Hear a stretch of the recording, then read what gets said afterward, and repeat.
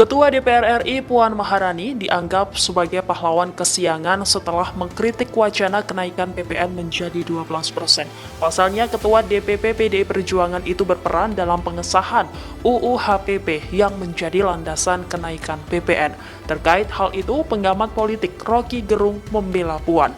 Rocky menilai kritikan Puan Maharani terhadap kebijakan pemerintah terkait PPN 12% adalah hal yang wajar. Menurutnya akan menjadi tidak masuk akal apabila ada pihak yang mengaitkan kenaikan PPN dengan PDIP. Rocky menilai PDIP sudah menghukum Presiden ke-7 RI Joko Widodo sebagai orang yang salah.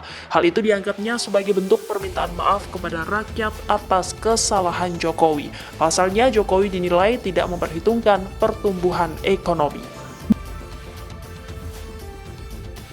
Download Tribun X sekarang, menghadirkan lokal menjadi Indonesia.